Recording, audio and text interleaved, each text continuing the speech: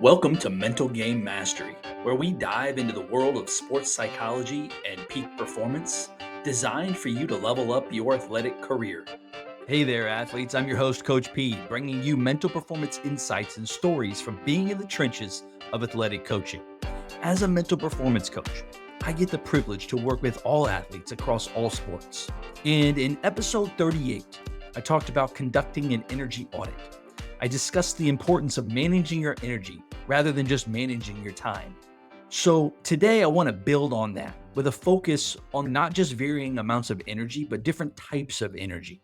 So if you have ever felt drained, tired, frustrated, or simply out of rhythm throughout the day, the answer to this is to understand the importance of which form of energy you're lacking in order to accurately refill that particular energy tank. So let's take a high level overview look of these four forms of energy. With each of what I'm about to discuss, it's understanding you can't manage what you don't measure. So create measurement tools, measurement metrics in order to get a sense of how you're operating in each of these areas. So the first area is physical energy. This is all about your body. So ask yourself, what rhythms, what diets, what strength and conditioning routines, what rest or hobbies work best for you? And experiment to find your peak physical condition. Number two is emotional energy. Difficult decisions and interactions can drain you emotionally. Know what refills your emotional tank. Maybe it's spending time with others, or maybe it's being alone for some reflection time. Both are vital. And number three, mental or creative energy. This energy is refueled by both intake and output. So learn from others, read books, listen to podcasts, hint, hint, and balance this by also creating or engaging in activities that stimulate your mind. And number four, spiritual energy.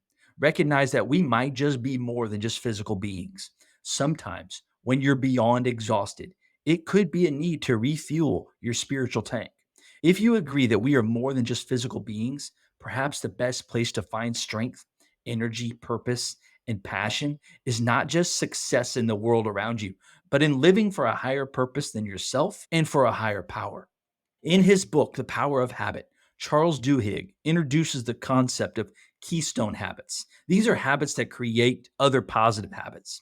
As high performing athletes, identify one or two keystone habits for leveling up your performance. Our habits emerge because our brains are constantly looking for ways to save effort, and in this case, energy. So, you got it? That's what my daughter says to me when she is explaining something that I need to understand. Got it? And since I'm mentioning habits, what are the primary components of a habit, you might ask? Well, I'm glad you asked. Here's the formula for creating a habit: it's having a cue plus your routine plus a reward. So remember, cue plus routine plus reward equals the habit. So if you want to create a new habit, you need to identify your cues and rewards and create new routines. But this episode isn't on overhauling habits, but your energy tanks and habits go hand in hand. So as it is related to our energy, I'm mentioning keystone habits. And this is a favorite of mine for athletes. The basic idea: there's a habit that when we change it, will have the greatest positive impact on our lives. And that's a keystone habit. A quick look up in the good old Webster's dictionary tells us a keystone is a central stone at the summit of an arch, locking the whole together. So, what would be your keystone habit as it relates to one of the four energy tanks? What's the number one thing you could change that would have the most positive impact on your physical energy, your emotional energy, your mental or creative energy, and your spiritual energy? Is it to quit staying up late, reducing your internet time, or is it meditating every day? Think about it and just pick one for each of your energy tanks. My most recent keystone habit change for me is I decided on a sweat before screens policy. That means before I touch my phone, I need to exercise. Checking emails and social, that's reactive. So remember, cue plus routine plus reward equals new habit. My old pattern, the cue would have been waking up to the alarm. The routine would be to tell myself I needed more sleep and I roll over. And the reward is I've convinced myself I would have more energy that day. But my new pattern, my cue is the alarm. My new routine is to tell myself how great I will feel by getting the blood flowing into my muscles as I greet yet another day and I get out of bed.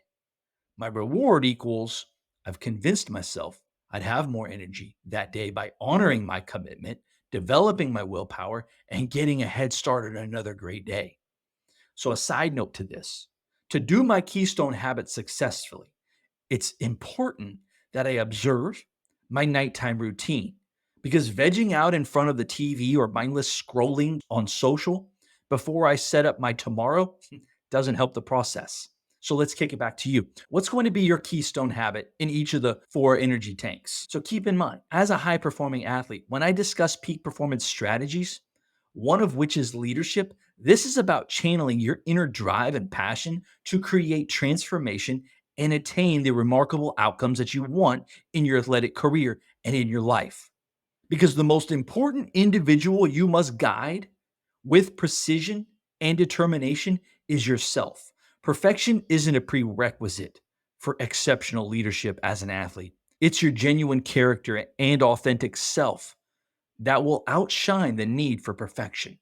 So, over the next several episodes, I am going to dive deeper into the four energy tanks that we need to keep full: the physical, the emotional, the mental or creative, and the spiritual.